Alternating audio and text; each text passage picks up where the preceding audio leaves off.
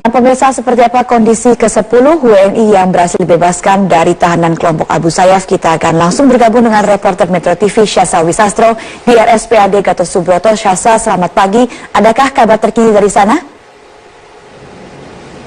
Ya Rike, selamat pagi. Hari ini atau hingga saat ini ke-10 warga negara Indonesia atau WNI yang menjadi korban penyanderaan dari kelompok Abu Sayyaf hingga saat ini masih menjalani pemeriksaan intensif atau pemeriksaan kesehatan oleh tim dokter di Rumah Sakit Pusat Angkatan Darat Gatot Subroto.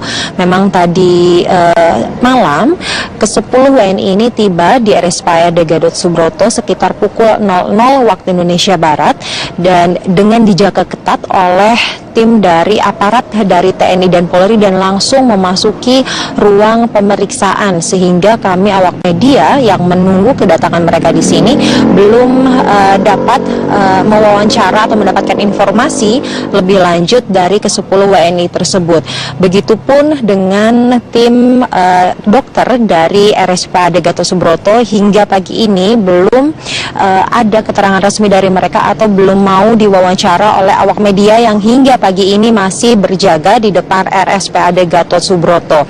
Karena memang kami ingin mengetahui lebih lanjut bagaimana proses pemeriksaan telah berlangsung hingga saat ini dan kapan rencananya atau pastinya ke-10 WNI ini akan selesai menjalani tes kesehatan atau pemeriksaan kesehatan yang kemudian apabila ini sudah selesai rencananya akan segera dikembalikan ke pihak keluarga untuk kemudian pulang ke rumahnya masing-masing. Memang pemeriksaan kesehatan ini diperlukan karena mengingat dari 36 hari penyanderaan perlakuan yang mereka dapatkan dari kelompok bersenjata Abu Sayyaf ini cukup memprihatinkan, seperti mereka tidak makan selama kurang lebih 1 hari, sehingga memang pemeriksaan kesehatan ini diperlukan untuk mengetahui bagaimana kondisi kesehatan mereka setelah pulang pasca penyanderaan oleh kelompok Abu Sayyaf. Untuk kemudian pihak keluarga sendiri sejak tadi malam, menurut pantauan kami memang sudah ada beberapa yang tiba di RSPAD Gatot Subroto untuk bertemu langsung dengan anggota keluarga mereka, namun lagi-lagi mereka juga belum mau dimintai keterangan mengenai kondisi keluarga maupun kondisi dari anggota keluarga mereka yang telah pulang dengan selamat ke tanah air. Selain itu juga kami hingga saat ini masih menanti informasi yang resmi dari RSPAD Gatot Subroto, walau semalam Menteri Luar Negeri Retno Marsudi memang telah menyatakan bahwa apabila pemeriksaan kesehatan ini telah selesai mereka akan segera dipulangkan ke keluarga, namun belum ada jadwal pastinya kapan mereka akan dipulangkan. Karena sebelum mereka tiba di sini, mereka tiba di Lanut Halim Perdana Kusuma pada pukul kurang lebih 11:30 waktu Indonesia Barat setelah menempuh perjalanan dari Sulu, Filipina, kemudian sempat transit di Balikpapan, lalu baru mendarat di Lanut Halim Perdana Kusuma setelah mengalami penyanderaan kurang lebih 36 hari. Rika. Baik, terima kasih Syasa Wisastro melaporkan langsung dari RSPAD Gatot Subroto, Jakarta. Kepala Badan Perencanaan Pembangunan Daerah DKI Jakarta Tuti Kusumawati diperiksa KPK terkait kasus dugaan suap raperda reklamasi. Tuti mengaku dikonfirmasi penyidik KPK terkait usulan jembatan dari Bupati Tangerang yang akan menghubungkan ke Pulau Reklamasi. Pemeriksaan terhadap Kepala Bapeda DKI Jakarta Tuti Kusumawati telah berlangsung sebanyak 4 kali selama penyidikan kasus suap raperda reklamasi berlangsung. Sebelum pembahasan raperda dihentikan, Tuti mengaku Raperda DKI Jakarta menerima usulan pansus DPRD untuk tata ruang Pantai Utara Jakarta. Tuti mengatakan seluruh raperda berjumlah 130 pasal dan hampir semuanya disetujui, kecuali pasal kewajiban tambahan yang masih diperdebatkan. KPK mendalami sejauh mana pembahasan 2 raperda terkait proyek reklamasi yang tertunda dengan memanggil sejumlah pihak yang terlibat pembahasan raperda. Dengan reklamasi sendiri, Pemprov sendiri sudah mau ada yang sudah disetujui, ada yang masih kita dispute sampai akhir kan? berapa banyak pasal? Aduh maaf ya. Kenapa? Sudah disetujui berapa banyak? Belum berapa? Yang hampir seluruhnya yang sudah disetujui, kecuali kan terakhir nggak jadi 146, lebih sedikit, pasalnya 130-an. Kecuali yang belum sepakat sampai akhir kan yang tambahan kontribusi ya. Komisi Pemberantasan Korupsi tengah mendalami temuan uang di rumah Sekjen Mahkamah Agung Nur Hadi. KPK mensinyalir uang yang ditemukan dalam penggeledahan merupakan hasil permainan perkara. Wakil Ketua KPK Laude Syarif menyatakan uang yang ditemukan di kediaman Nur Hadi merupakan kumpulan dari bermacam-macam kasus dan masih diselidiki penyidik KPK. Laude menambahkan Nur Hadi akan diperiksa setelah KPK memeriksa saksi lainnya, sehingga saat ini belum diketahui apa peran Nur Hadi dalam kasus suap yang menjerat Panitera Pengadilan Negeri Jakarta Pusat Edi Nasution. Sebelumnya KPK menggeledah beberapa lokasi terkait tertangkapnya Edi Nasution, diantaranya kediaman pribadi Nur Hadi di kawasan Hang Lekir, Jakarta Selatan. Selain menyita sejumlah dokumen dan juga alat elektronik, penyidik KPK juga menemukan sejumlah uang dalam pecahan rupiah dan mata uang asing.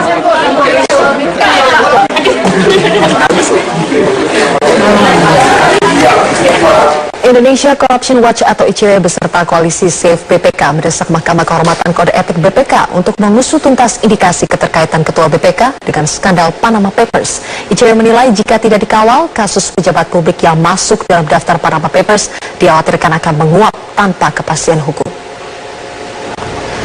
Koalisi Save BPK yang terdiri dari ICW, IPA Aceh, dan sejumlah LSM hari ini menggelar pertemuan dengan Mahkamah Kehormatan Kode Etik BPK. Dalam pertemuan ini, koalisi Save BPK melaporkan adanya indikasi pelanggaran kode etik yang dilakukan oleh Ketua BPK Hari Azhar Aziz. Agus Sunaryanto selaku Wakil Koordinator ICW mengatakan laporan ini dibuat karena khawatir isu Panama Papers akan tertutup karena banyaknya elit politik yang terlibat dalam Panama Papers. Pihaknya mendesak Mahkamah Kehormatan Kode Etik BPK untuk segera memeriksa dan bertindak agar publik mendapatkan kejelasan. Kita khawatir isu ini kemudian kan karena namanya Panama Papers ini banyak orang-orang lain ya dari kategori elit politik yang diduga tersangkut. Jadi saya khawatir ini kemudian menjadi tertutup isunya, dan kami juga ingin memberikan pelajaran kepada publik sebenarnya jangan sampai isu Panama Papers ini hanya sekedar menjadi polemik atau wacana.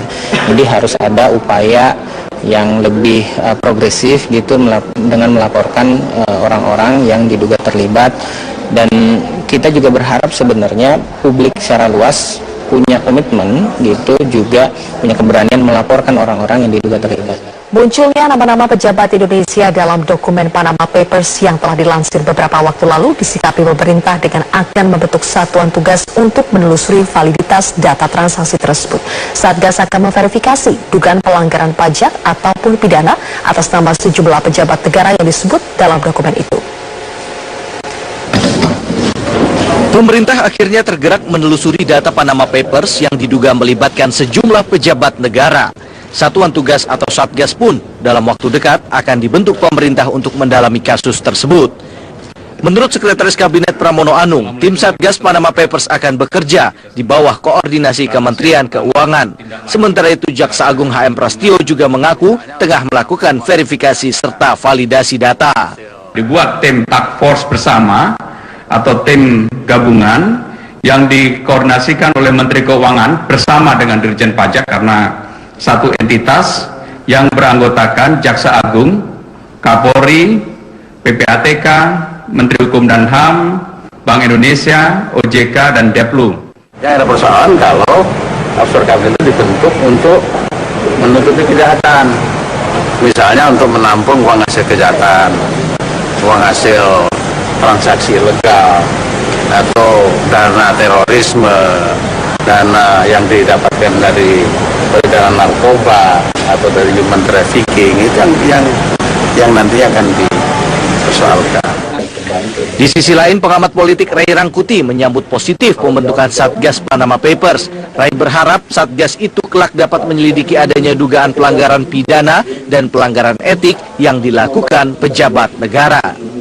Yang pidana ini kan kemungkinan bisa melibatkan atau kemungkinan besarnya kan mencari orang-orang di luar pejabat negara ya.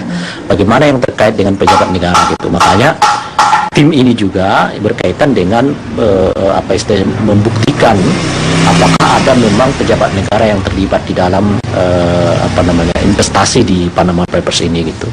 Jadi targetnya dua kira-kira gitu. Pertama membuktikan ada unsur pidananya, dan yang kedua ada pelanggaran etiknya yang terkait dengan pejabat negara gitu. Sebelumnya nama sejumlah pejabat Indonesia seperti Menko Polhukam Luhut Binsar Panjaitan, Menteri BUMN Rini Sumarno, dan Ketua BPK disebut-sebut masuk dalam daftar dokumen Panama Papers. Kita beralih ke informasi. Pemerintah Provinsi DKI Jakarta tetap akan melanjutkan proyek sodetan Kali Ciliwung meski kalah atas gugatan warga Bidara Cina di Pengadilan Tata Usaha Negara Jakarta.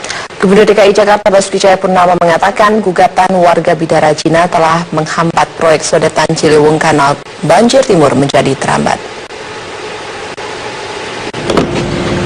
Pengadilan Tata Usaha Negara atau PT-UN Jakarta telah mengabulkan gugatan warga Bidara Cina atas penetapan lokasi sodetan Kali Ciliwung yang berubah dari ketentuan sebelumnya tanpa pemberitahuan kepada warga.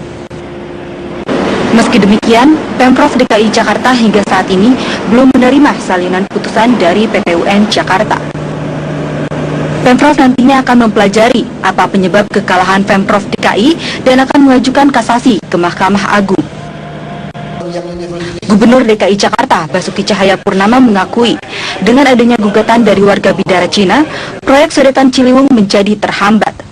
Nggak tahu, tapi kita sudah minta tim hukum untuk pelajari kasasinya, putusannya seperti apa, dan siapkan kasasi, itu aja. Karena ini proyek bukan proyek saya, ini proyeknya pemerintah pusat sebetulnya. Dan itu pun dia juga tidak memiliki tanah di situ sebetulnya. Ini hanya mungkin, saya nggak tahu apakah karena mereka dianggap kurang sosialisasi atau apa, kita akan melakukan yang betul tahapannya. Kepala Biro Hukum DKI Jakarta mengaku telah melakukan sosialisasi kepada warga tentang perubahan luas lokasi pembangunan sodetan Kali Ciliwung, walaupun hanya melalui website. Sementara proyek sodetan Kali Ciliwung ke Kanal Banjir Timur akan tetap dilakukan hingga ada keputusan yang berkekuatan hukum tetap. Masih tetap lanjut, kan ini belum ada putusan inkrah, masih tetap berjalan, kecuali memang udah inkrah, ya udah ada putusan hukum yang kekuatan hukum tetap bahwa itu harus dibatalkan. Ya kita nanti lihat terakhirnya gitu seperti apa. Sebelumnya, warga Bidara Cina mengajukan gugatan ke PT-UN terhadap SK Gubernur nomor 2779 tahun 2015 tentang penetapan lokasi sodetan Kali Ciliwung yang berubah tanpa pemberitahuan warga. Majelis Hakim PT-UN akhirnya memenangkan warga Bidara Cina karena SK yang dikeluarkan Ahok dinilai melanggar asas-asas pemerintahan yang baik. Dari Jakarta, Bremana Tenaya, Eva Loslita, Metro TV.